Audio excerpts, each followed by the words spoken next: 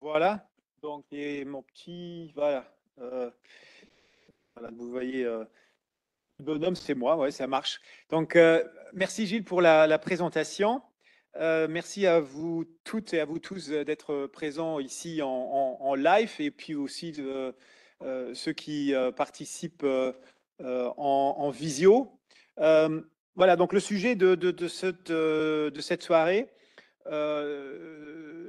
concerne donc les nouvelles exigences de transparence et de prévisibilité en matière de contrat de travail. Donc c'est un titre un peu compliqué et vous allez voir que la nouvelle loi, elle est compliquée aussi et elle va causer, ou elle est déjà peut-être en train de causer, mais elle va causer certainement pas mal de contraintes administratives pour les employeurs et on verra ça au cours de cette présentation. Juste à titre d'introduction, et je vous expliquerai aussi pourquoi je fais ça.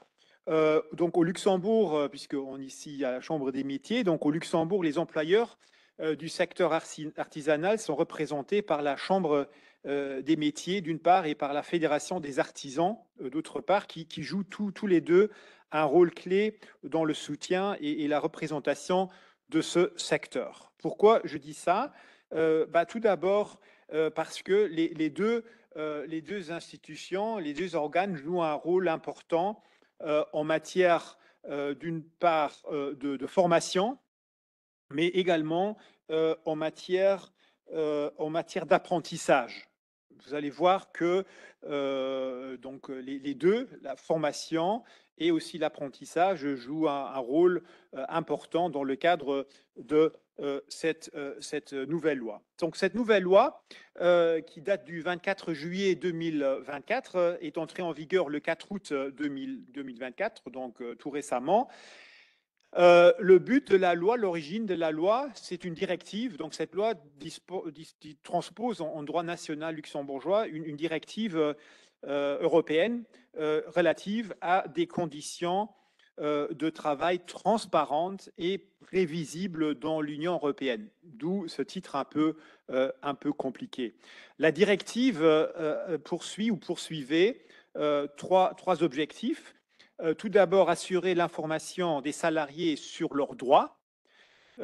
Ensuite, encadrer les nouvelles formes de travail atypiques. Donc, ces formes de travail atypiques, quand on parle de formes de travail atypiques, ce sont surtout les formes de travail dues aux nouvelles aux plateformes de travail. Bon, ça concerne une autre directive qui est aussi sur le point d'être, ou moi je l'espère, d'être transposée en droit national. Donc, mais pour encadrer mieux ces nouvelles formes de travail atypiques. Et puis, troisième objectif, c'est rendre les conditions de travail des salariés plus sûres et surtout plus transparentes et plus prévisibles. Quel est le champ d'application de la loi? Tout d'abord, elle s'applique à l'ensemble des salariés. Et puis, elle s'applique aussi, et ça, je pense que c'est important pour la Chambre des métiers, elle s'applique également aux apprentis et plus particulièrement aux contrats d'apprentissage, c'est-à-dire ce que je vais vous exposer dans les minutes qui viennent, s'applique en grande partie aussi aux contrats d'apprentissage. Donc ces contrats, je pense que Gilles, ici à la Chambre, vous l'avez certainement déjà fait. Les contrats d'apprentissage aussi doivent être refaits pour être en conformité avec les nouvelles exigences de cette directive, respectivement de cette loi. C'est vrai que, bon, moi je dis enfin, parce que je rigole toujours quand je présente les contrats d'apprentissage lors des cours à l'université, parce que la législation en matière de contrats d'apprentissage, on voit que c'est une très vieille législation. Cette législation initiale date, je pense, que du fin du 19e siècle. Donc il y a encore des phrases dans la loi, dans les articles actuels concernant le contrat d'apprentissage. Par exemple, une phrase est très drôle: l'apprenti doit respect à son patron. hein. Où est-ce qu'on trouve ça? Donc ça mais c'est bien parce que je trouve que ça devrait être aussi dans le reste du code du travail. Donc voilà. Donc mais grâce à cette nouvelle loi, il y a eu, ou il devra y avoir une sorte de toilettage entre guillemets des contrats d'apprentissage qui jusqu'à maintenant étaient utilisés par diverses chambres professionnelles, dont notamment donc la Chambre des métiers. Donc, champ d'application, la nouvelle loi s'applique aux salariés, s'applique également aux apprentis et s'applique également aux élèves et aux étudiants. Donc, les contrats d'élèves et d'étudiants doivent également tenir compte de ces nouvelles dispositions légales. Et puis, s'applique également aux fonctionnaires. Donc, les contrats des fonctionnaires sont également concernés. Bon, ce n'est pas le sujet de ce soir, mais juste pour votre information. La directive, pour revenir à la directive, a été publiée, et ça c'est intéressant, dans le cadre de l'article 31 de la Charte des droits fondamentaux de l'Union européenne, qui prévoit, donc je cite, que tout travailleur a droit à des conditions de travail qui respectent sa santé, sa sécurité et sa dignité, de même qu'à une limitation de la durée maximale du travail et à des périodes de repos journaliers et hebdomadaires, ainsi qu'à une période annuelle de congés payés. Donc ça, c'est la base, l'origine de cette directive, c'est la Charte des droits fondamentaux de l'Union européenne. Juste pour la petite histoire, mais quand même intéressante et importante. Maintenant, quelles sont les suites, dans le cadre de cette nouvelle loi, quelles sont les nouvelles informations obligatoires qui doivent être transmises aux salariés? Donc, je vous ai fait ici un petit tableau. Et vous verrez, il y a du gras, il y a du souligné, il y a de l'italique. En fait, les ajouts, pour que les choses soient claires pour vous, les ajouts de la réforme sont signalés sur ce tableau de façon en gras souligné. Et les informations, donc ça les ajouts. C'est que la nouvelle loi a ajouté par rapport à ce qui existait déjà. Donc les ajouts de la réforme sont signalés en gras souligné et les informations qui peuvent être portées à la connaissance du salarié par une simple référence aux lois, à la convention collective ou à des règlements ou administratifs, etc., figure en italique. Donc, pour tout ce qui est en italique, dans le contrat, il suffit qu'il y ait une référence à la loi, normalement au Code du travail ou à la convention collective, alors que tout ce qui est en gras et tout ce qui est souligné, là, ça doit être intégré dorénavant dans le contrat de travail. Il y a désormais, donc avec la nouvelle loi, 14 mentions minimum. Il s'agit de mentions minimales auxquelles il faut ajouter, le cas échéant, les mentions spéciales prévues pour certains types de contrats, par exemple pour des CDD, la loi prévoit des mentions particulières ou les informations supplémentaires prévues pour les travailleurs qui sont par exemple amenés à exercer leur travail en dehors du Luxembourg. On verra ça dans quelques instants. Là, il y a des mentions supplémentaires qui doivent y figurer et comme je vous l'ai dit, donc on verra ça dans quelques instants. Donc, vous voyez, l'identité des parties à la relation de travail. Donc, c'est un ajout un peu superflu, mais bon, ça n'ajoute rien de particulièrement nouveau. Il y a la date des débuts et de l'exécution du contrat de travail. Donc là, il n'y a pas de changement.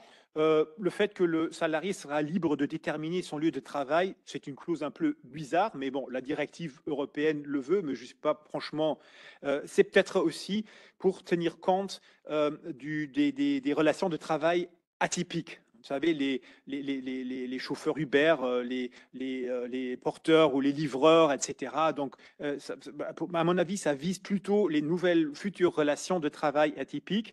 Mais en ce qui nous concerne ou en ce qui vous concerne, je pense que cela n'a pas vraiment de grand intérêt. La nature de l'emploi occupé, là aussi, il n'y a pas de modification, pas de changement.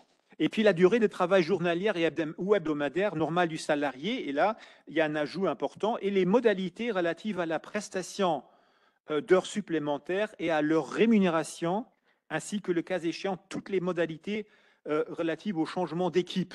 Le changement d'équipe, c'est-à-dire où le travail est exercé par des équipes. Donc là, dans Schichten, comme on dit en luxembourgeois, donc là aussi, là, il faut ajouter dorénavant plus de précision.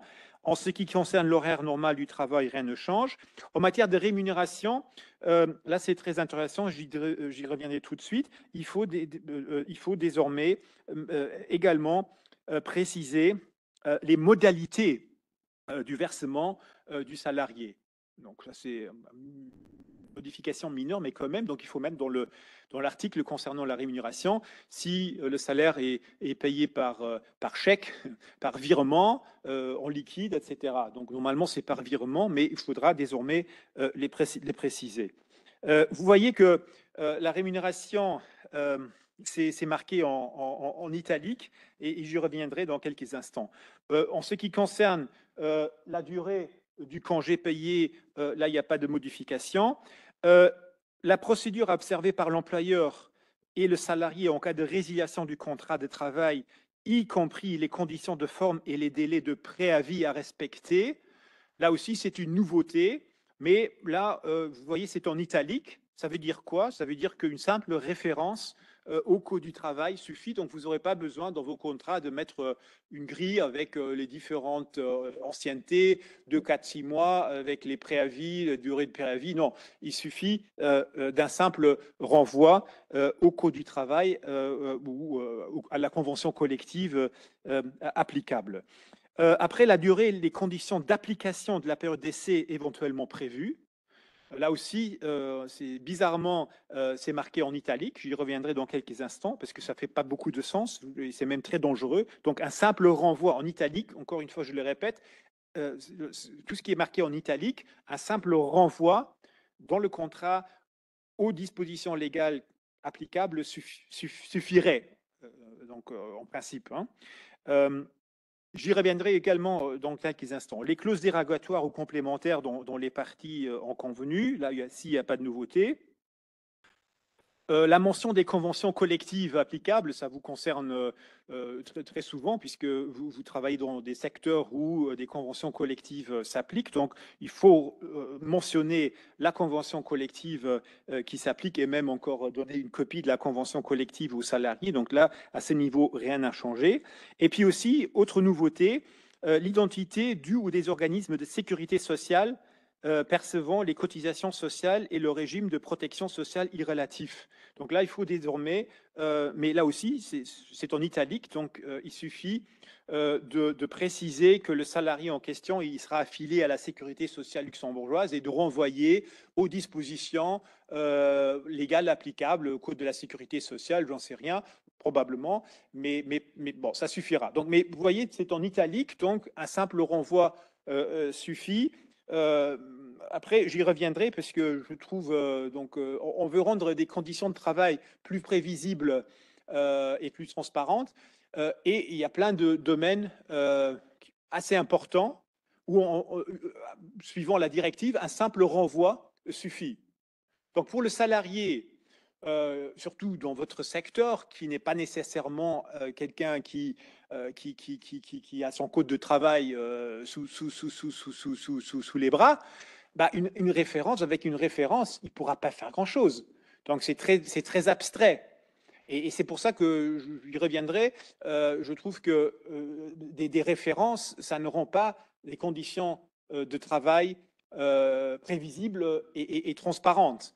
Donc, c'est pour ça que je me pose souvent la question, je vais souvent me poser la question ici de la cohérence entre l'objectif de la directive et finalement les obligations qui incombent à l'employeur. Pour revenir juste à quelques points où je vais vous montrer que ce n'est pas si évident que ça, en ce qui concerne tout d'abord la rémunération.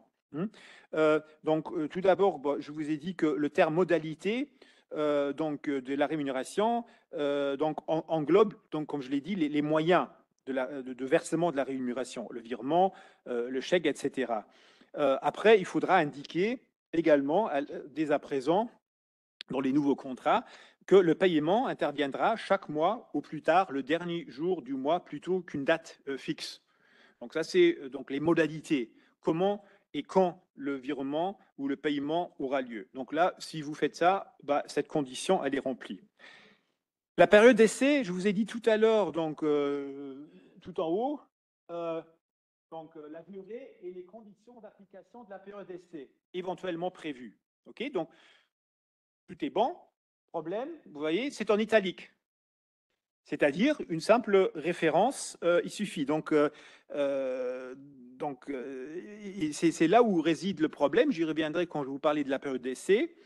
En fait, les modalités de la période d'essai, donc il suffit de mettre la durée, les modalités de rupture, les modalités de prolongation de la période d'essai, la suspension du contrat. Donc tout ça, c'est prévu par les conditions est couvert par les conditions d'application de la période d'essai. Et donc c'est pour ça qu'il faut renvoyer au Code du travail. Il suffit de renvoyer au Code du travail, respectivement à la convention collective. Le fait que ça soit en italique, ça posera un problème et je vous l'expliquerai dans quelques instants quand je vous parlerai de la période d'essai et des changements substantiels qui ont été faits au niveau de la période d'essai. Pour les organismes de sécurité sociale, l'exposé des motifs de la loi indique, et je cite, l'information sur l'identité de l'organisme de sécurité sociale et sur le régime de protection sociale irrélatif suffit. Donc pas seulement l'identité de l'organisme de sécurité sociale, c'est-à-dire le centre commun de la sécurité sociale, ou la caisse nationale de santé, ou la caisse de pension, etc., mais également le régime de protection irrélatif doit être indiqué. Et il faut prévoir une information plus complète du salarié sur la protection sociale qui lui est accordée, donc les autorités, l'organisme compétent et voilà. Et comme je l'ai dit, le régime de protection sociale. Donc c'est ce que dit le texte. Après, à mon avis, il suffira de dire voilà, le salarié sera affilié auprès du centre commun de la sécurité sociale et puis faire un renvoi aux dispositions du code de la sécurité sociale qui s'applique et on est bon. Donc là, à ce niveau-là, il n'y a pas de il n'y a pas grand-chose. Donc, vous voyez, il y a eu certaines modifications, mais pour le moment, rien de vraiment, substantiel. Pour la formation, je vais quand même revenir en arrière. Donc là, tout en bas, et là, ce sera important, on le verra aussi à la fin de la présentation, plus en détail. Il faudra, le cas échéant, prévoir le droit à la formation octroyée par l'employeur. Ça, c'est une nouveauté. Ça n'existait pas du tout dans la liste des éléments devant figurer dans un contrat de travail. Et là, le commentaire des articles du projet de loi indique, je cite, si une formation doit être octroyée aux salariés par l'employeur, donc doit, c'est-à-dire c'est une obligation, si l'employeur s'engage à octroyer une telle formation à l'employeur, celle-ci doit être précisée au contrat de travail. Donc les informations sur le droit à la formation fournies par l'employeur devraient, donc ça c'est mon interprétation, comprendre le cas échéant le nombre de jours de formation auxquels le salarié a droit par an et des informations sur les conditions générales de la politique de formation de l'employeur. Donc ça, c'est, à mon avis, ce qui doit être donc contenu dans le contrat de travail au cas où l'employeur veut absolument que le salarié ou les salariés suivent des formations, donc des formations obligatoires. Après, si une formation est la question pratique que je me pose et que je vous pose, qu'on peut se poser ensemble, c'est quid si une formation n'est pas mentionnée au contrat de travail. Parce que au début, peut-être l'employeur, il ne sait pas si le marché évolue, tout évolue, et puis peut-être au moment de l'engagement, on ne voit pas l'intérêt d'une formation, et puis tout à coup, l'employeur dit oui, mais ce serait quand même bien que le salarié puisse suivre cette formation. Donc la question qui se pose, est-ce que l'employeur, s'il n'y a pas une telle clause dans le contrat, est-ce qu'il peut proposer ultérieurement des formations? Selon moi, oui, si au moment de la conclusion du contrat de travail, l'employeur n'était pas à même d'identifier là où les formations qui pourraient être utiles dans l'entreprise ou pour l'entreprise. Par exemple, si cette formation est commandée, comme je vous dis, par un sujet d'actualité, hein, protection des données personnelles, hein, qui devient blanchiment, lutte contre le blanchiment, donc AML, anti-blanchiment, money laundering, voilà. Donc tout ça, il y a des réglementations, des nouvelles réglementations quasiment tous les mois, et donc les formations deviennent parfois nécessaires, voire obligatoires. Voilà, donc ça c'est la question. Donc c'est pour ça, il pourrait être pour vous ou pour un employeur être opportun d'insérer une clause type dans les contrats de travail qui indiquerait en substance que le droit à la formation inclut toute formation en matière de santé et de sécurité, toute formation en lien avec les fonctions exercées par les salariés, ce qui vous permettrait, donc je dis ça au conditionnel, c'est les tribunaux qui pourront le dire ultérieurement, mais ce qui vous permettrait après de proposer ultérieurement des formations obligatoires aux salariés, c'est-à-dire de garder une porte ouverte, même si au moment de la conclusion, vous ne voyez pas encore vraiment donc de besoin, de nécessité de l'envoyer, de l'obliger à une formation. Donc voilà. Donc est-ce que donc dans ces cas-là, la question que vous allez vous poser tout de suite, c'est est-ce qu'on peut donc et quid si le salarié refuse? Moi, je pense qu'avec une telle clause, il lui sera difficile de refuser de participer à une telle formation. Donc, donc, à condition qu'il y ait une telle clause dans le contrat de travail. Et puis, s'il le refuse, l'autre question que vous posez certainement, est-ce que je peux le sanctionner? Là aussi, je pense que oui, vous pouvez le sanctionner, puisque avec une telle clause, il a été mis en garde dès le début que cette possibilité existe. Et s'il le refuse, on pourrait éventuellement prévoir un licenciement. D'abord pour normalement parce qu'il n'a pas respecté cette clause, et puis aussi sur le principe général qui veut que le contrat de travail soit exécuté de bonne foi. Ça, c'est un principe général qui est très, très confortable, mais qui est souvent utilisé par les tribunaux. Chaque partie a l'obligation d'exécuter les conventions, y compris le contrat de travail, de bonne foi. L'obligation, en d'autres termes, l'obligation de loyauté du salarié, pas seulement de l'employeur, parce que aussi le salarié a pas seulement les employeurs qui ont des obligations vis-à-vis des salariés. L'inverse est vrai aussi, donc le salarié notamment a l'obligation d'exécuter le contrat de travail de bonne foi. Et là, on pourrait utiliser ça pour, s'il refuse d'assister à une formation dont le principe a été prévu dans le contrat de travail sur base d'une clause telle que je voulais citer. Après, quelle doit être la forme et le moment de l'information? Donc, les informations maintenant qui sont concernant donc cette transparence, cette prévisibilité. Donc, le contrat de travail, donc soit le CDI, soit le CDD, doit être constaté par l'employeur par écrit, ça on le sait, et au plus tard au moment de l'entrée en service du salarié. Ça, on le connaît aussi. Donc, c'est toujours utile, surtout lorsqu'il s'agit d'un CDD ou lorsqu'il s'agit d'un CDI ou un CDD avec une clause d'essai. Il est très important de conclure et de signer ce contrat avant l'entrée en service ou plus tard au moment de l'entrée en service du salarié. J'y reviendrai. Maintenant, qu'est-ce que la loi nous a ajouté? La chose suivante, l'exemplaire du salarié, donc l'exemplaire du contrat de travail du salarié, peut lui être remis sous format papier, classique, on le connaît, ou sous format électronique, à condition que le salarié y ait accès qu'il puisse être enregistré et imprimé et que l'employeur conserve un justificatif de la transmission ou de la réception. Donc ça, c'est nouveau. Ces deux points sont nouveaux, surtout celui de la transmission d'une copie du contrat sous format électronique.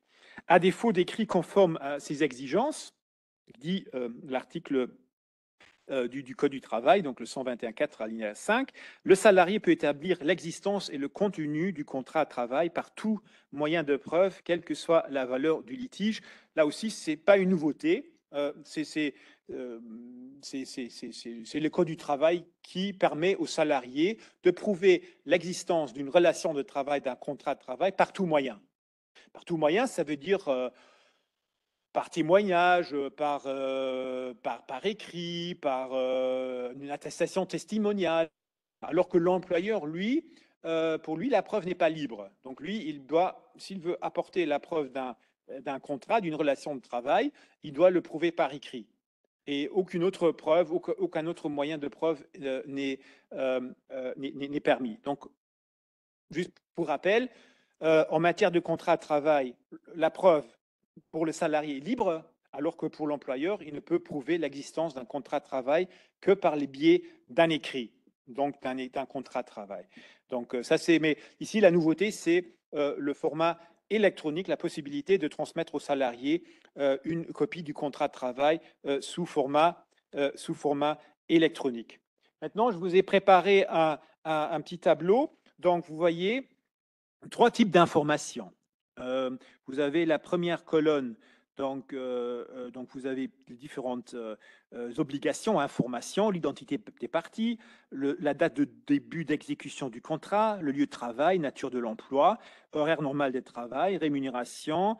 Donc ce sont tous les éléments dont on a parlé tout à l'heure qui doivent figurer dans un contrat de travail.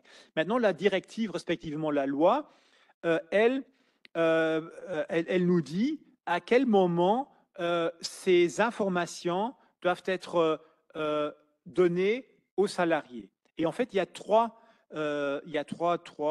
moments différents. Tout d'abord, la première colonne, c'est l'information, concerne l'information ou les informations pouvant être transmises par simple référence aux dispositions légales, réglementaires, administratives ou statutaires ou aux conventions collectives. Donc, il suffit, vous vous souvenez, c'est ce qui était en italique, il suffit d'un renvoi au Code du travail. On n'a pas besoin de mettre une phrase complète, on renvoie simplement aux dispositions légales, statutaires ou de la convention collective applicable.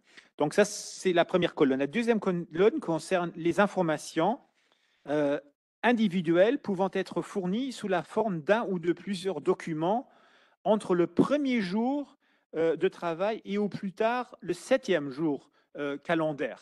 Donc, ce sont des informations qui ne doivent pas nécessairement figurer tout de suite dans le contrat de travail, mais qui peuvent être données, transmises aux salariés entre le premier et le 7e jour de calendrier aux salariés en question.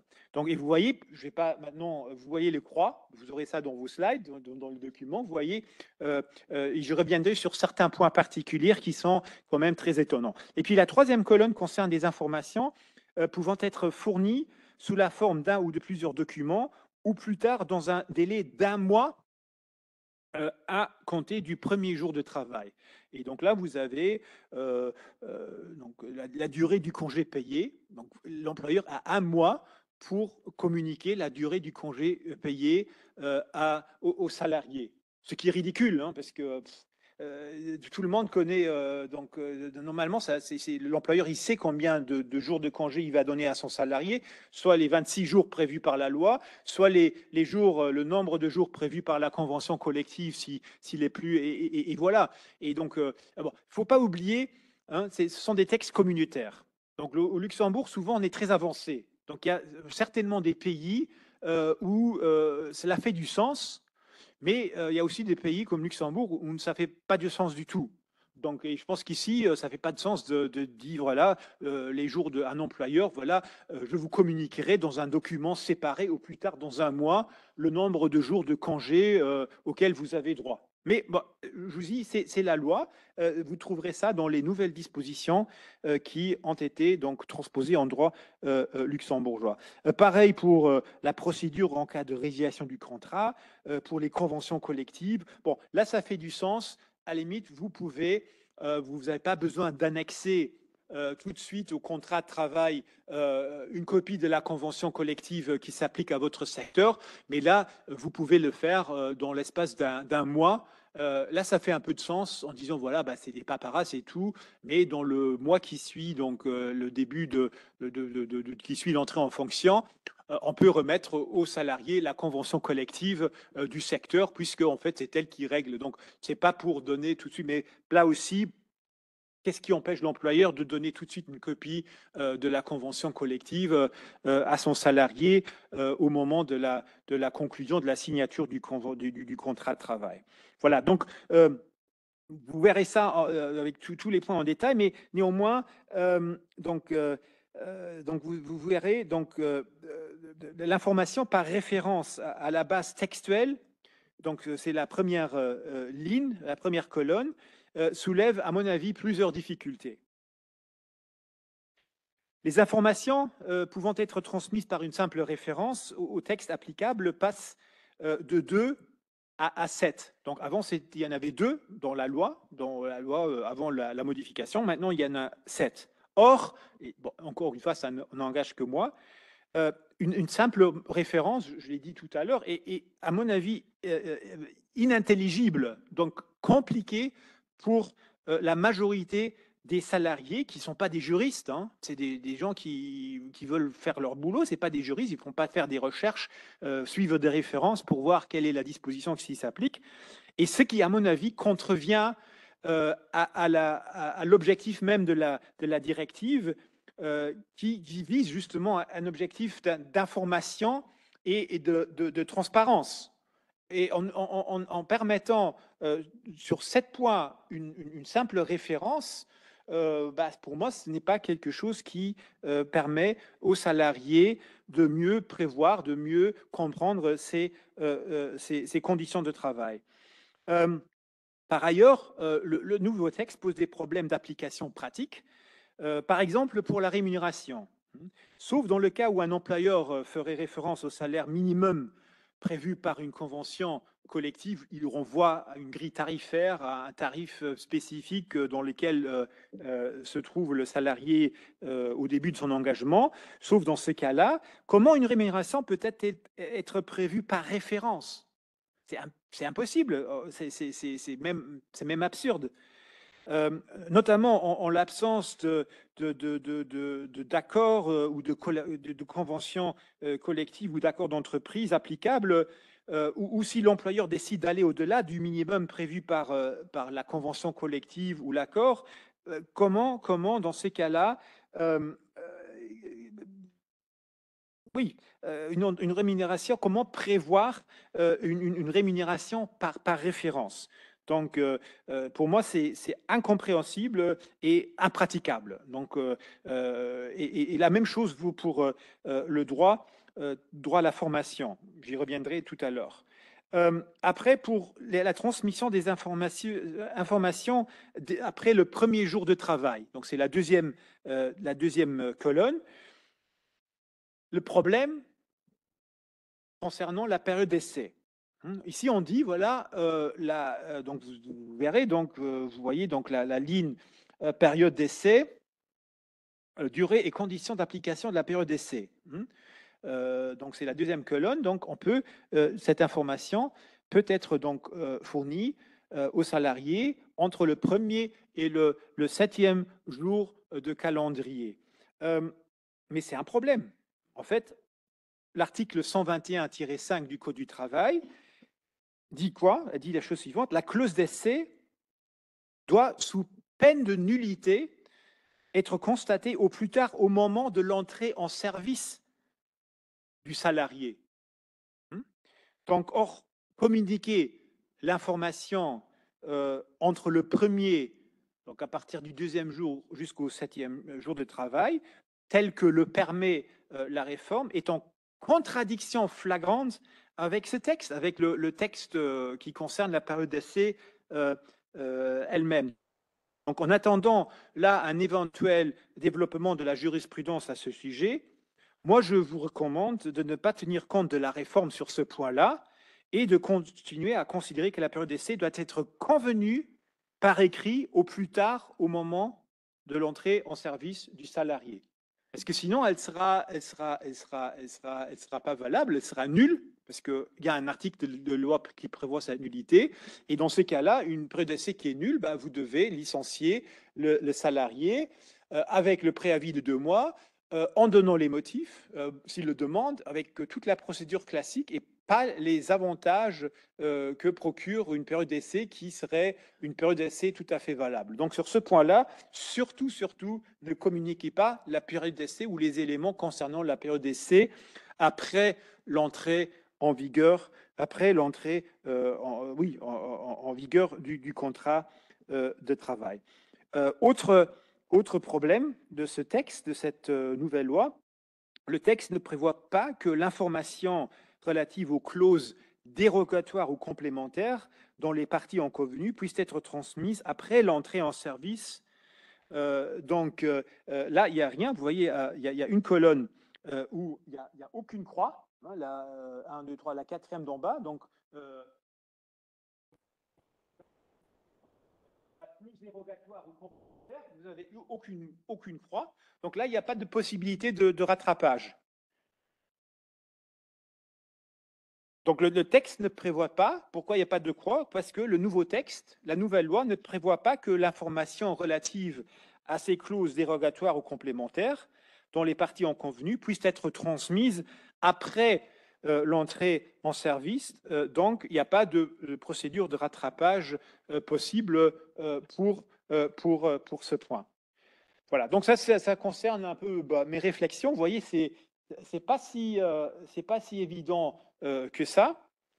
Je l'ai dit tout à l'heure, il y a des mentions qui s'ajoutent aux mentions dont je vous ai parlé, qui sont les mentions minimales obligatoires pour certains types de contrats, les CDD, mais également pour le cas spécifique où un salarié est envoyé à l'étranger pour son travail, et cela au-delà de 4 semaines consécutives. Dans ce cas-là, donc un document écrit doit être fourni. C'est pas nouveau, mais ce qui est nouveau, c'est ce qui est en gras. Donc, il faut que les informations supplémentaires soient prévues dans un document séparé. Donc, séparé à quoi? Au contrat de travail initial. Donc, ces informations concernent le ou les pays dans lesquels la prestation doit être effectuée et la durée de travail exercée à l'étranger. La devise servant au paiement du salaire, ça on le connaissait, mais s'ajoute maintenant ainsi que la rémunération à laquelle il a droit en vertu d'une disposition de l'État membre d'accueil, par exemple, si cet État prévoit également un salaire social minimum ou prévoit d'autres formes de rémunération. Le cas échéant, les avantages en espèces et en nature liés au déplacement temporaire du salarié, ainsi que les allocations propres au détachement et les modalités de remboursement des dépenses de voyage, de logement et de nourriture. Le cas échéant, les conditions de rapatriement du salarié, donc ça aussi c'est rien de nouveau, c'était déjà dans le texte précédent. Et puis le lien vers le site internet national officiel mis en place par l'État membre d'accueil. Donc ça aussi, c'est une précision, un élément qui a été ajouté. Mention spécifique, autre type de mention spécifique, ce sont les mentions en cas de contrat de travail à temps partiel. Là aussi, en fait, il n'y a pas eu donc de mention complémentaire. La seule chose qui a été ajoutée, c'est ce que vous trouvez tout en bas. Donc, je ne vais pas parcourir les éléments que vous connaissez déjà ou qui n'ont pas été modifiés, mais à défaut, et ça c'est très important, c'est ce qu'on souvent ont décidé les tribunaux en cas de litige, mais désormais, à défaut d'écrit mentionnant la durée de travail du salarié à temps partiel, ainsi que sa répartition, le salarié est présumé être engagé à temps plein. Donc, il y a une requalification qui se fait, c'est-à-dire si les conditions, les modalités de forme ne sont pas remplies, notamment en ce qui concerne la durée du travail du salarié à temps partiel et sa répartition, donc la répartition de la durée sur la semaine. Dans ce cas-là, la sanction est immédiate et automatique. Le salarié sera présumé avoir été engagé à temps plein. Après, on verra. En pratique, je ne peux pas vous dire quelles seront les conséquences. Est-ce que ce sera au niveau de la rémunération, du dédommagement? Est-ce qu'on va le dédommager probablement, comme si le contrat avait été un contrat à temps plein, donc avec le salaire qui va avec, probablement. Mais là, il y a silence des travaux préparatoires à ce sujet. Et donc, on verra. C'est la jurisprudence qui nous le montrera. Autre question. Vous avez probablement tous paniqué un peu. Oh là là, mais qu'est-ce que je fais maintenant? Est-ce que je dois, quid de mes contrats? Pour les contrats futurs, c'est évident, c'est logique. Nouvelle loi, nouvelle disposition. Les contrats futurs, donc les contrats conclus après l'entrée en vigueur de la loi, doivent être en conformité avec la loi. Donc c'est un principe assez normal en droit. Maintenant, quid des contrats qui ont été conclus avant? Est-ce que ces contrats doivent maintenant être tout de suite modifiés ou non? Et comment? La loi, elle y répond. Parce que si vous avez une petite entreprise de 5 ou 10 personnes, ça va. Si vous avez une entreprise d'une centaine de personnes, bonjour les dégâts, surtout administratifs. Mais bon, le législateur européen et luxembourgeois, ils ont donc réglé ce problème. Tout d'abord, en ce qui concerne les contrats conclus avant le 4 août 2024, donc le 4 août, c'est l'entrée en vigueur de cette loi, le salarié donc peut demander, ou chaque salarié qui en a envie peut demander à l'employeur un document écrit conforme aux dispositions légales. En fait, un nouveau contrat de travail qui répond aux nouvelles dispositions, aux nouvelles conditions de prévisibilité et de transparence des conditions de travail.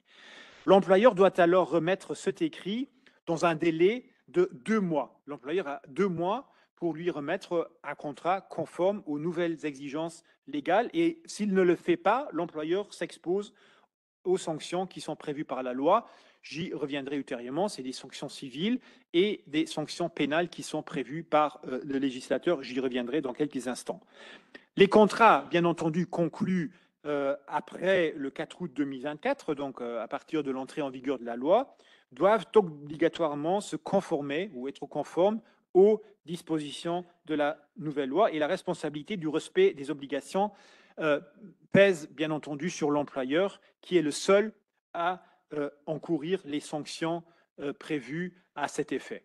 Voilà. Donc ça, c'est ce que dit la loi, c'est assez clair. On va voir après quelles sont les sanctions prévues à cet effet. De nouveau, ça n'engage que moi.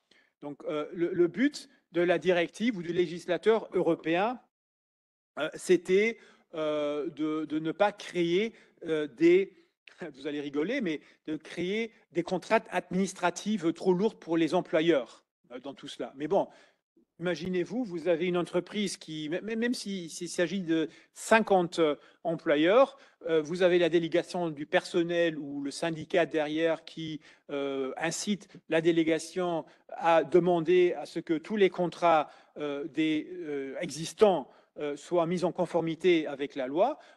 Vous avez du boulot pour les prochains 2 mois. Hein. Donc voilà, bonjour les contraintes administratives. Et je pense que sur ce point-là, le législateur n'a pas vraiment réussi à atteindre son objectif. Maintenant, en ce qui concerne la modification des informations obligatoires, c'est l'article 121.4, alinéa 4 du Code du travail, qui dit la chose suivante: dans toute modification des éléments qui doivent être obligatoirement prévus dans le contrat de travail doit faire l'objet d'une modification écrite du contrat de travail. Donc, tous les éléments qu'on vient de voir, qui sont obligatoires dès à présent, donc les conditions minimales qui doivent être traitées dans un contrat de travail, si on veut les modifier, il faut le faire par le biais d'une modification écrite et bilatérale. Donc, on ne peut pas le faire, l'employeur ne peut pas dire bah, je modifie ça et tout ça. Non, il faut, ou j'envoie un courrier pour information. Non, c'est pour chaque point qui doit figurer dorénavant au contrat de travail. Si on veut le modifier, l'employeur veut le modifier, il ne peut pas le faire unilatéralement, il doit le faire d'un commun accord et de façon écrite ensemble avec les salariés. L'employeur devra dès lors établir un document modificatif en 2 exemplaires, dont l'un est remis au salarié, l'autre étant remis à l'employeur au plus tard au moment de la prise d'effet des modifications concernées. Ça, c'est important. Maintenant, nuance, toujours nuance, exception, c'est toujours en droit, il y a toujours des exceptions au principe. La rédaction d'un tel document, d'un tel avenant n'est pas nécessaire, n'est pas obligatoire en cas de modification des dispositions législatives, réglementaires, administratives ou statutaires ou collectives auxquelles le contrat de travail fait référence. Ça veut dire quoi? Ça veut dire, je prends l'exemple récent, bah, mais bon, assez récent, mais pas aussi récent que ça, lorsque les jours de congé légaux ont été portés de 25 à 26. Donc, et dans la plupart des contrats, beaucoup de contrats prévoyaient 25 jours de congé sous l'article congés légaux, congés de repos, voilà. Ça, c'est un exemple. Maintenant, si le législateur, ça veut dire ça, si le législateur maintenant décide d'augmenter les jours de congé en passant à 27, bah, l'employeur n'a pas besoin de passer par cette procédure et de modifier par le biais d'un avenant le contrat de travail des salariés. Pareil, si la convention collective qui est renégociée tous les 2 ou 3 ans, elle est renégociée, elle prévoit de nouvelles dispositions applicables aux salariés, l'employeur n'a pas besoin d'acter ça par le biais d'un avenant au contrat. En fait, c'est ce que signifie cette disposition. Quelles sont maintenant les sanctions? Donc, il n'y a pas de prison, je vous rassure, mais on n'en est pas loin. Hein, on n'en est pas loin. Donc, tout d'abord, il y a 2 volets. Il y a des sanctions civiles et il y a des sanctions pénales. En ce qui concerne les sanctions civiles, il y a tout d'abord une procédure spécifique d'injonction qui a été intégrée dans le code. Donc, si les informations obligatoires ne sont pas transmises dans les délais prévus, le salarié peut mettre en demeure l'employeur de s'exécuter. Donc, mise en demeure tout d'abord. Dans les 15 jours de la mise en demeure infructueuse, donc l'employeur qui ne réagit pas, le salarié peut s'adresser au président du tribunal du travail par simple requête et qui statue en urgence, donc par la voie de référé, et qui peut enjoindre l'employeur à fournir les informations manquantes, y compris sous peine d'une astreinte, c'est-à-dire par jour de retard. Donc ça, c'est le référé, c'est une procédure assez rapide. Donc tout cela, c'est une nouvelle procédure pour obliger l'employeur de délivrer le document que demande ou les informations que demande le salarié.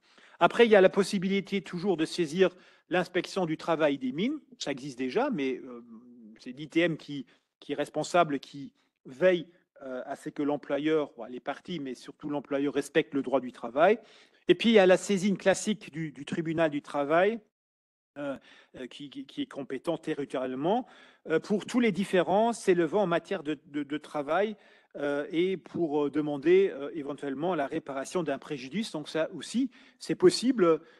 Donc je vous ai énuméré les possibilités. Hein. Donc ça, c'est pas quelque chose qui est prévu par le texte lui-même, mais c'est quelque chose qui existe toujours. Donc ce sont des possibilités de recours en matière civile. Et puis, la résiliation du contrat, donc la démission du salarié parce qu'il n'est pas content, parce que l'employeur ne lui délivre pas le document sollicité. Là, ce sont les dispositions nouveaux classiques qui s'appliquent, c'est-à-dire lorsqu'une partie refuse la signature d'un écrit conforme aux mentions obligatoires de base, l'autre partie peut, au plus tôt le 3e jour, ce qui suit la demande de signature d'un écrit, et dans les 30 jours qui suivent l'entrée en service, résilier le contrat de travail sans préavis ni indemnité, c'est-à-dire sans donner de préavis, sans voilà, mais donc ici, ce serait le salarié qui pourrait démissionner avec effet immédiat, donc son préavis, et le cas échéant, demander réparation au tribunal du travail pour résiliation abusive de son contrat de travail. Et la faute grave, ce serait en fait le fait que l'employeur ne lui ait pas remis le contrat de travail en bonne et due forme en conformité avec les nouvelles exigences légales. Voilà, donc ça, ce sont les sanctions civiles. Juste petite remarque, donc si le juge civil, donc le tribunal du travail, juge que le contrat effectivement était incomplet ou manquant, il a l'obligation, ah c'est mon réveil, donc je vais bientôt terminer, mais il a l'obligation, le juge, de saisir le parquet. Hein, de saisir le parquet conformément à l'article 23 du Code de procédure pénale qui dit la chose suivante: toute autorité constituée, tout officier public ou fonctionnaire, donc c'est le juge, ainsi que tout salarié ou agent chargé d'une mission de service public, qui, dans l'exercice de ses fonctions, acquiert la connaissance de faits susceptibles de constituer un crime ou un délit, est tenu d'en donner avis sans délai au procureur d'État. Donc le tribunal, théoriquement, du travail doit dans ces cas-là saisir le parquet puisqu'il s'agit on va le voir, non pas d'une contravention, mais il s'agit ici, en l'occurrence, le législateur a décidé qu'il doit s'agir d'un délit. Donc on va très loin, mais comme je vous l'ai dit, la prison n'est pas loin, mais d'un délit.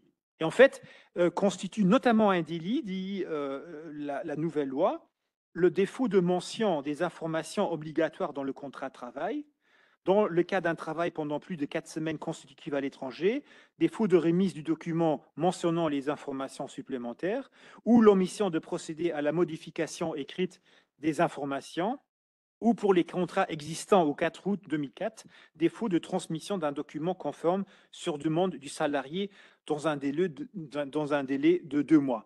Donc, si l'employeur ne le fait pas, il commet une infraction et donc, et plus particulièrement, un délit.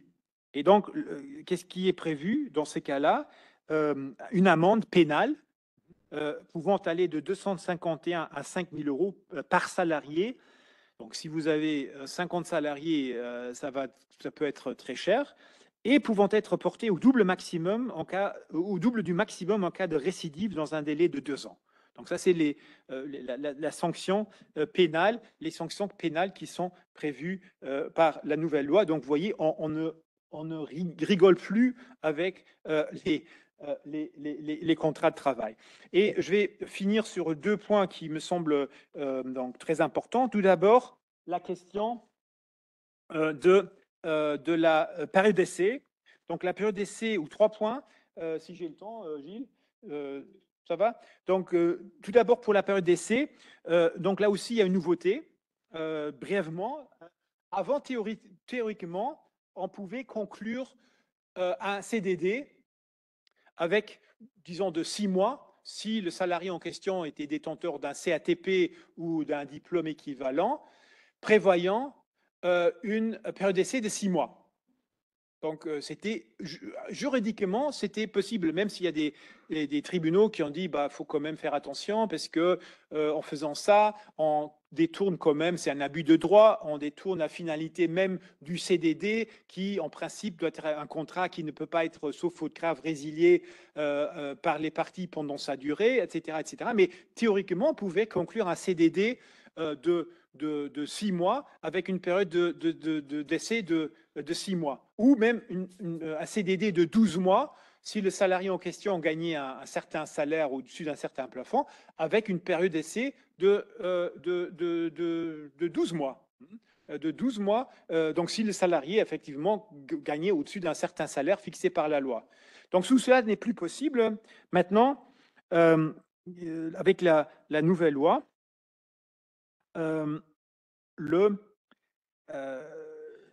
Donc la période d'essai, c'est le dernier alinéa, ne peut être ni inférieure à 2 semaines, ni supérieure, donc là il n'y a rien de nouveau, ni supérieure à un quart de la durée fixée au contrat de travail à durée déterminée, ou de la durée minimale pour laquelle le contrat à durée déterminée est conclu.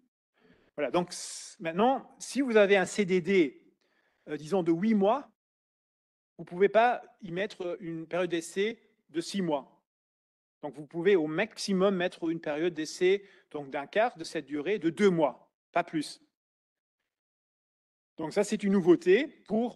Pourquoi? Pour éviter les abus, entre guillemets, tel que je voulais vous donner l'exemple d'un CDD de 6 mois, avec une période d'essai également de 6 mois. Maintenant, des clauses ou des points qui sont assez sensibles et assez courants. Tout d'abord, les fameuses clauses d'exclusivité. Vous avez tous confrontés à la situation. Vous avez un salarié qui veut ou qui exerce, vous constatez qu'il exerce des activités à côté de son activité de salarié, soit une autre activité salariée, soit d'une activité d'indépendant, soit des activités bénévoles ou rémunérées ou pas rémunérées. Donc, c'est pour ça que vous avez jusqu'à présent mis une clause d'exclusivité dans vos contrats de travail. En fait, maintenant, c'est fini. Donc, la clause d'exclusivité, clause obligeant le salarié à travailler exclusivement pour son employeur tout au long de la relation de travail.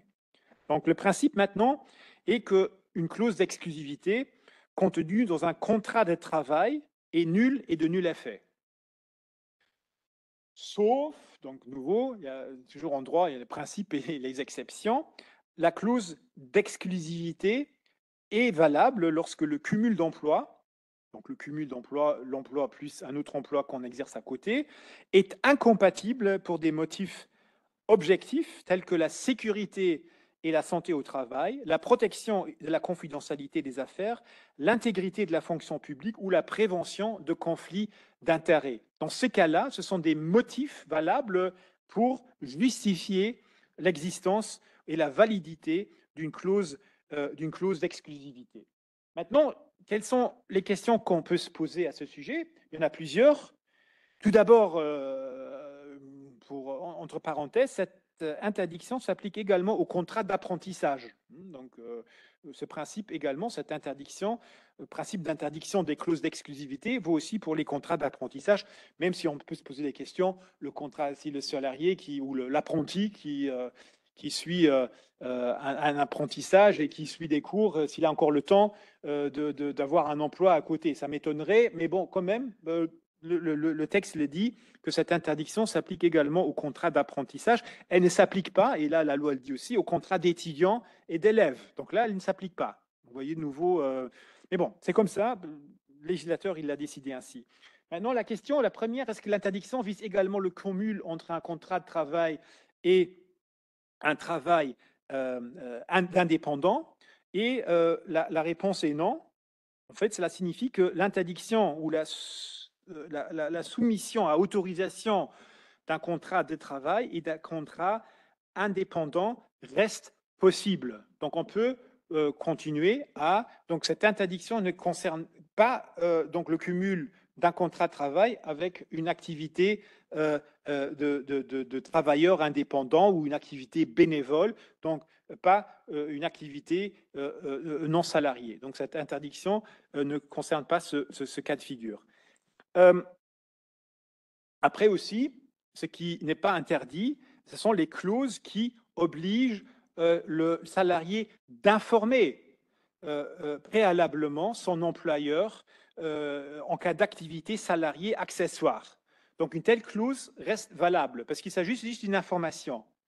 Mais une clause qui dit, voilà, vous ne devez pas seulement informer, mais demander l'autorisation, n'est pas valable parce que demander l'autorisation, c'est implicitement une interdiction. Parce que demander l'autorisation à l'employeur, s'il dit non, c'est considéré comme une interdiction. Donc, contraire à cette nouvelle disposition de la loi qui interdit les clauses d'exclusivité, sauf s'il y a un motif légitime. Est-ce que la liste des motifs légitimes énumérés dans la loi est limitative? Je dirais que oui, puisque, je vous rappelle, donc ici, on parle de compatible pour des motifs objectifs tels que, donc tel que pour moi, c'est pas limitatif, c'est un exemple, c'est la santé au travail, la protection de la confidentialité des affaires et surtout la prévention de conflits d'intérêts. Donc cette liste, pour moi, n'est pas limitative, à savoir après qu'est-ce qu'on peut y ajouter. C'est la jurisprudence, sont les tribunaux qui nous diront. Quel doit être le moment de la justification du ou des motifs par l'employeur? Ça, c'est pas clair.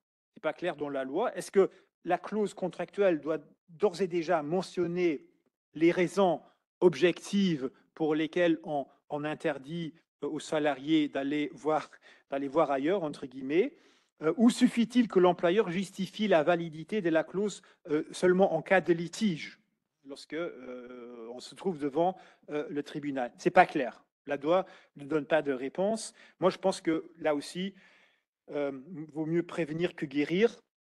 L'idéal, c'est de le mettre dans la clause en disant, voilà, le motif, je vous l'interdis pour des raisons de santé et de sécurité, pour des raisons de conflit d'intérêts, ou voilà, je vous l'interdis d'accepter un emploi dans un secteur ou dans une société qui est en concurrence directe avec ma société. Voilà, des choses comme ça donc moi, je le mettrai immédiatement dès le début dans le contrat de travail. Et puis, dernière question, est-ce que cette interdiction vise également les contrats à temps partiel? Oui, je dirais, et surtout, parce que pour les contrats à temps plein, la clause d'exclusivité est en principe valable sur le seul fondement de la santé et de la sécurité au travail. Quelqu'un qui travaille à temps plein, il ne peut pas accepter un deuxième emploi parce que dans la plupart des cas, il va dépasser les limites maximales applicables en matière de durée de travail qui sont 48 heures par semaine, qui sont 10 heures par jour et 48 heures par semaine. Donc après, il faut aussi notifier tout ça à l'inspection du travail des mines à titre d'information et donc ce ne sera pas évident. Donc pour les temps pleins, la question ne se pose pas. Donc l'interdiction visée à l'article 21.4, donc alinéa, ne fait que du sens pour les contrats à temps partiel. Donc, cette interdiction vise surtout, je dirais, les contrats à temps partiel. Pour les formations, je vais finir sur les formations. Là aussi, la loi prévoit la gratuité des formations, mais des formations obligatoires. Donc, ça, c'est très important. Et de quelle formation s'agit-il? Et là aussi, l'avenir nous le montrera, mais la loi nous donne quelques indications. Donc, tout d'abord, les formations obligatoires qui sont prévues par le Code du travail en matière de santé et de sécurité. Donc, l'article 312.2.4.3 qui prévoit une formation obligatoire en matière de santé et de sécurité. Les formations en matière de premier secours et de lutte contre l'incendie, ce sont des formations obligatoires prévues par le Code du travail. Donc là, ces formations sont gratuites. Formations obligatoires prévues par des lois spéciales, par exemple, on peut se poser la question si la formation prévue pour les avocats qui veulent passer leur avoué. Après, se pose la question, est-ce que la formation a un coût? C'est surtout toujours une question de coût. La formation des réviseurs, la formation des experts comptables. Donc est-ce que ces formations, donc pour moi, ces formations obligatoires, ce sont celles qui sont visées ici. Il s'agit également des formations obligatoires qui sont éventuellement prévues par des conventions collectives de travail. Par exemple, des formations bancaires obligatoires prévues par la convention collective de travail du secteur bancaire. Après, les formations obligatoires qui sont éventuellement prévues par un plan de formation, l'article 162.12.4.2 du Code du travail. Et puis, les formations obligatoires qui sont éventuellement prévues par le contrat de travail. Donc, je vous ai dit ça au début, donc, où effectivement, si l'employeur le sait, il a intérêt à mettre dès le début la formation, la nature de la formation obligatoire, la durée, etc., dans le contrat de travail. Quid des clauses de dédit formation? Vous connaissez ces clauses? C'est des clauses qui prévoient le remboursement de tout ou partie des coûts de la formation par le salarié à l'employeur. Le salarié qui quitte son employeur après un certain moment, après avoir obtenu ou fini sa formation. Donc le Code du travail jusqu'à maintenant, il prévoit que dans ces cas-là, l'employeur peut demander le remboursement de toute une partie, comme ça échelonnée sur le temps. Donc c'est réglé par le Code du travail, des frais aux salariés donc, qui quittent prématurément l'entreprise. Bien entendu, ces clauses ne s'appliquent pas aux formations obligatoires visées par la nouvelle loi, puisque la loi dit que les formations obligatoires sont gratuites. Après, dernier peut-être encore point important, c'est les droits pour les salariés de demander des transitions ou une transition vers une forme d'emploi plus sûre et prévisible. Donc, il y a deux transitions, celle du CDD, d'un détendeur de CDD vers un CDI qui veut donc avoir un CDI, et puis aussi le temps partiel, la transition du temps partiel vers un temps plein et vice-versa, le temps plein vers un temps partiel. Pour cela, il y a plusieurs conditions. Donc, le salarié ne doit plus être en période d'essai. Il faut qu'il ait au moins 6 mois d'ancienneté dans l'entreprise et il ne peut le demander que tous les 12 mois. Donc, il ne peut pas le faire tous les 2 semaines, toutes les 2 semaines ou tous les mois. Et cette demande peut être faite à l'oral ou à l'écrit. Elle sera probablement faite par écrit pour des raisons de preuve. Et puis, l'employeur, suite à une telle demande, il peut procéder à la modification du contrat de travail comme un accord ou donc, soit il refuse tout simplement, ou non, oui, il refuse tout simplement, mais ce refus doit être motivé de façon précise. Donc, on ne peut pas obliger l'employeur.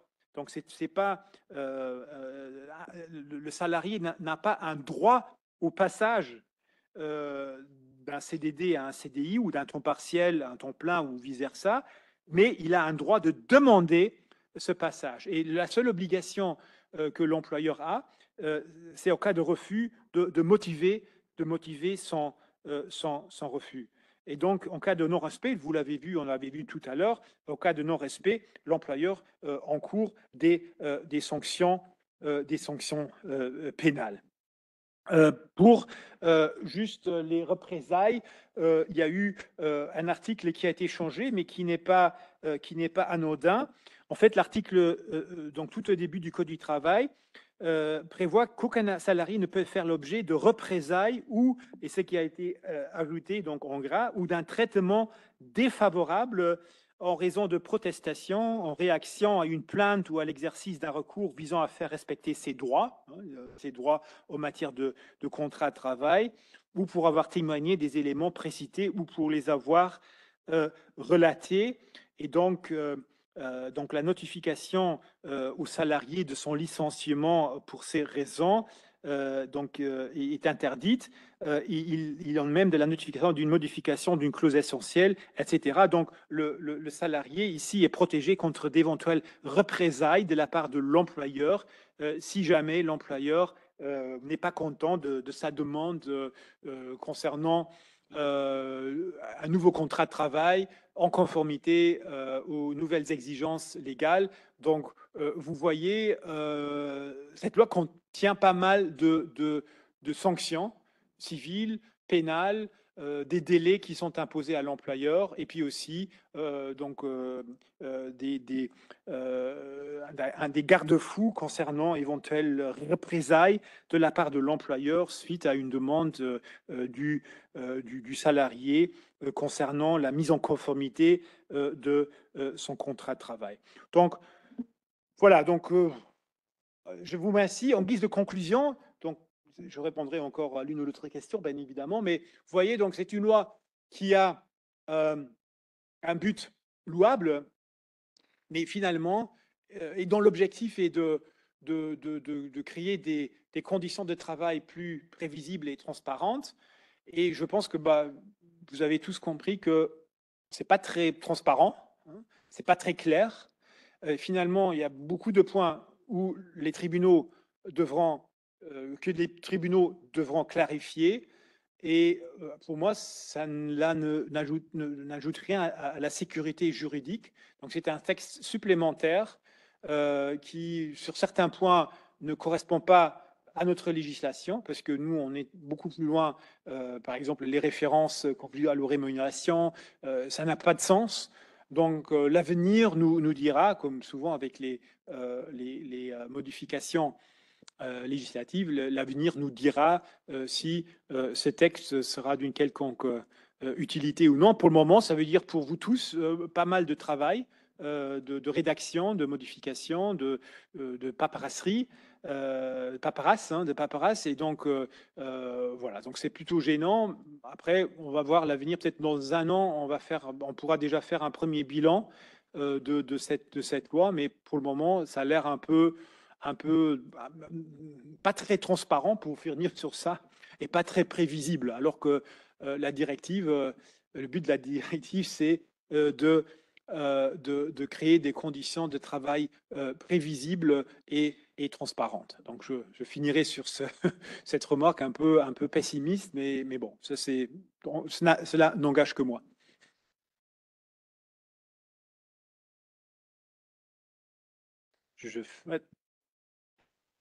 Un grand merci, Maître Castanaro. Effectivement, c'est assez dense. Donc, on va passer aux questions-réponses. On a 10 minutes. Donc, j'ai eu quelques questions déjà par chat. Donc, on va commencer par celle deux questions par chat et ensuite, on fera passer le micro. Il y a beaucoup de questions sur la fameuse date du 4 août. Une question intéressante, c'est par exemple, j'ai un salarié qui je dois faire un avenant à un contrat de travail conclu avant le 4 août pour changer les heures. Est-ce que je dois respecter cette nouvelle loi ou considérer que le contrat a été conclu avant le 4 août et donc seulement changer les heures?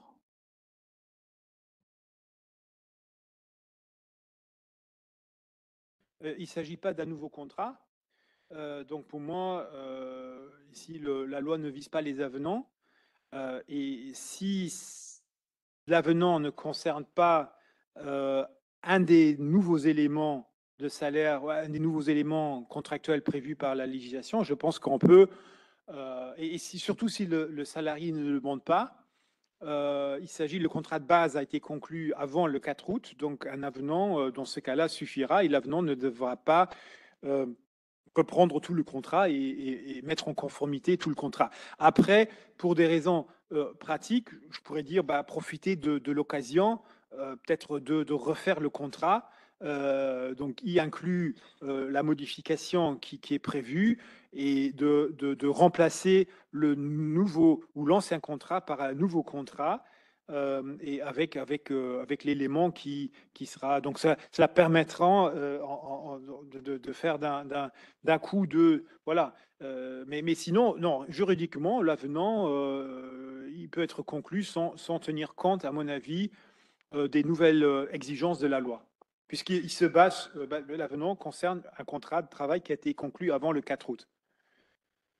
Oui, voilà, on comprend qu'il y a quand même du stress de la part des employeurs. Donc, c'est clair qu'il faut mettre à jour vos contrats, avoir un modèle conséquent pour tous vos salariés, pour les nouveaux salariés. J'avais une question aussi, pourquoi le Luxembourg est en retard? Là, je dois répondre qu'il y a eu 2 ans de discussion, puisque le projet de loi il a été déposé en septembre 2022, je crois. Et il y a eu un avis très critique de la Chambre des métiers qui s'est associé, c'est assez rare, mais on s'est associé à la Chambre de commerce pour faire un avis commun. Et le Conseil d'État avait relevé 21 oppositions formelles au premier texte. Donc on comprend que c'est des fois difficile de faire d'intégrer une directive dans le droit luxembourgeois.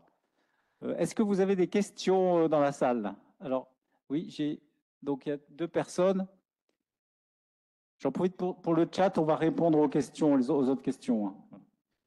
Bonjour, en cas de reprise d'une entreprise Comment on procède? Est-ce qu'on refait tous les contrats de travail ou parce que normalement, on adopte automatiquement les anciens contrats, mais Oui, vu que tout a absolument. été modifié, Donc, donc reprise d'une entreprise, s'il s'agit d'un transfert d'entreprise au sens de la loi, c'est-à-dire l'activité est reprise telle qu'elle, avec les mêmes salariés, si les conditions d'un transfert d'entreprise sont remplies, je ne vais pas entrer dans les détails, mais on reprend le fonds de commerce, par exemple, on continue la même activité ou une activité très similaire, dans ce cas-là, il y a un transfert d'entreprise. Et lorsqu'il y a transfert d'entreprise, tous les contrats de travail sont automatiquement transférés aux cessionnaires, c'est-à-dire aux repreneurs. Et donc, ce sont les contrats. Donc, il n'y a pas de changement au niveau des contrats. Les contrats, avec les mêmes conditions, restent tels quels. Donc, il n'y a pas besoin d'appliquer la loi pour ce genre de contrat, puisque ce sont des contrats qui ont été conclus avant le 4 août et qui sont simplement repris tels quels par le nouvel employeur. Maintenant, s'il n'y a pas de transfert d'entreprise, et donc, prenons, là, pour rester dans l'actualité, l'exemple de la Caritas, où les contrats n'ont pas été repris par la nouvelle entité parce qu'elle était d'avis qu'il ne s'agissait pas d'un transfert d'entreprise.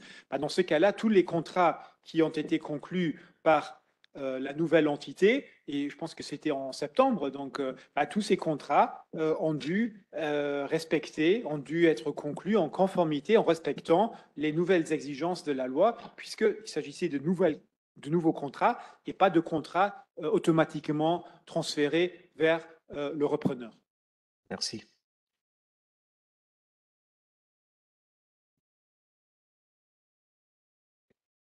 Le fait que le salarié puisse être libre de déterminer son lieu d'emploi, est-ce que ça a un quelconque rapport avec le télétravail?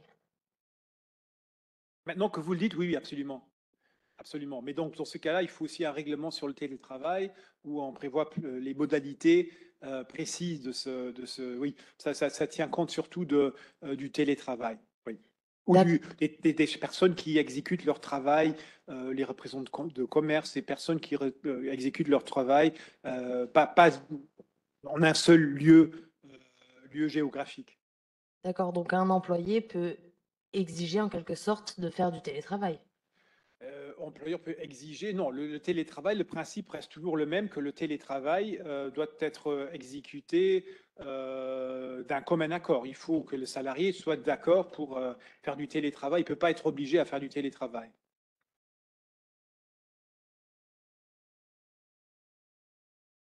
Vous êtes passé très vite pour le paiement du salaire. Vous avez dit que le salaire doit être payé avant la fin du mois, si j'ai bien compris. J'ai dit que donc la nouvelle loi exige qu'on précise les modalités du paiement du salaire. Donc, et moi, ce que j'ai proposé, c'est la clause où on dit, voilà, souvent, bah, chez moi, par exemple, au cabinet, on dit, voilà, les salaires seront versés plus tard, le dernier jour du mois en question. On peut aussi mettre le 15e du mois. Donc là, la loi ne nie rien. C'est juste pour les modalités. Je pense que l'objectif ou la loi, c'est de préciser comment il sera payé, par virement, par chèque, par cash, et quand est-ce qu'il sera payé. Et dans ce cas-là, on est conforme à la loi. Parce que vous avez dit la date du 31, je pensais que c'était une obligation de payer Non. avant le 31. Non, pas du tout. Non, moi, j'ai donné simplement un exemple en ce qui concerne les modalités de paiement. C'est juste un exemple. Je voudrais demander, vous avez parlé de refaire un contrat avec les nouvelles dispositions. Quand vous refaites le contrat, quelle date vous mettez dessus? C'est une bonne question. Moi je mettrais, parce que sinon ce sera un faux, je mettrais la date d'aujourd'hui. Et dans ces cas-là, préciser que ce contrat, peut-être dans le préambule ou quelque part, c'est le contrat En place? remplace, voilà, avec reprise d'ancienneté, bien entendu, et aussi peut-être préciser que le contrat est conclu sur demande du salarié, sur base de la nouvelle loi ou les nouvelles dispositions, etc. Mais surtout, il ne faut pas mettre rétrodaté. Il faut mettre dans le début de fonction que le contrat a débuté tel jour et que donc l'ancienneté est calculée sur la date de début de fonction du salarié, mais bien clarifier qu'on ne peut pas mettre la date à la fin, la date d'origine. Donc il faut mettre la date d'aujourd'hui. La date Sinon, oui, c'est ça, la date de la conclusion du contrat, mais préciser après quel était le but, pourquoi. Donc voilà, ça c'est aussi, oui, on ne peut pas le rétrodater, ce serait un faux. Faire un nouveau contrat. Est-ce que c'est mieux de faire ou de refaire le contrat avec cette phrase? Moi, je pense que juridiquement, on peut faire un avenant où on dit, voilà, cet avenant, le but de l'avenant, c'est de remplacer le contrat préexistant. Et en disant, voilà, le contrat préexistant est remplacé par le contrat suivant. Et puis, dans le préambule, vu les nouvelles dispositions de la loi, vu la demande du salarié, donc il a été conclu l'avenant qui suit, et puis on remet tout le contrat. Mais c'est une bonne question. Je n'ai pas encore réfléchi à ça, mais je pense qu'il vaut mieux le faire sous forme d'avenant sur base de cette modification de la loi. Et en mettant les articles qui manquent sur le premier contrat. En mettant, oui, mais moi je reprendrai tout le contrat et en intégrant les nouvelles dispositions. Parce qu'après, si vous savez, encore c'est une très bonne question, parce que le but c'est quand même de rendre le contrat lisible et transparent. Et donc si on fait ça, si on fait un avenant où on ajoute des pépites comme ça pour rendre le contrat en sa globalité conforme, c'est comme un puzzle. Le salarié n'y va pas se retrouver. Donc pour moi, il vaut mieux faire un nouveau contrat par le biais d'un avenant, un nouveau contrat qui remplace l'ancien, en tenant compte bien entendu de l'ancienneté et en disant bien que l'ancien, il est remplacé par celui-ci, et ça peut se faire par un avenant, mais un avenant qui en fait reprend en fait un avenant contrat. C'est un avenant qui constitue en fait un nouveau contrat. D'accord, merci. Une dernière question, après on pourra continuer à discuter après. Merci. Moi, je voulais savoir, qu'est-ce qui prévaut sur les dispositions du contrat de travail? La loi, le droit du travail ou la convention collective? C'est une bonne question. Toujours la loi. Donc la loi, et quand vous avez la pyramide, vous avez tout en haut, vous avez les traités, mais vous avez en principe la loi. Après, vous avez les conventions collectives et après, vous avez les contrats de travail. Vous avez la loi, vous avez les règlements, après, vous avez les conventions collectives et après, tout en bas, vous avez le contrat de travail. Et la loi prime sur les conventions collectives, sauf pour les aspects où certains articles du Code du travail prévoient ce qu'on appelle les conventions collectives dérogatoires ou par le biais de conventions collectives ou d'accords d'entreprise, on peut déroger exceptionnellement à la loi.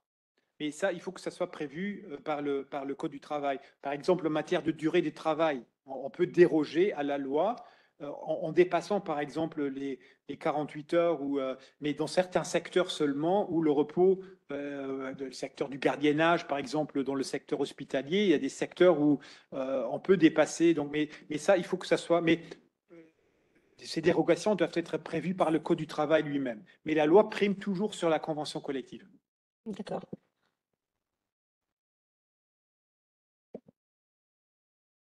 Oui. La toute dernière, alors, qui est devant, et après, on arrête là. Merci.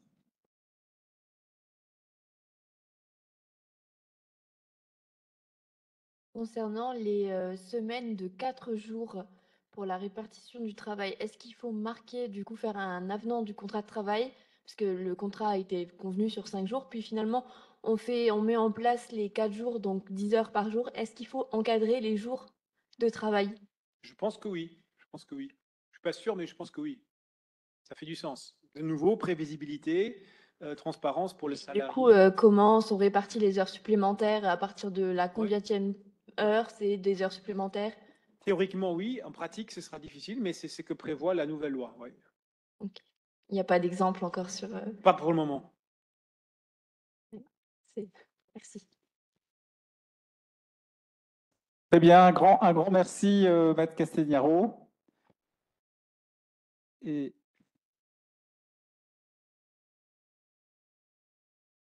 je voulais également remercier tous les services de support, le service informatique. Merci aux présences en présentiel et à distance. Et à tout de suite autour du verre de l'amitié. À bientôt.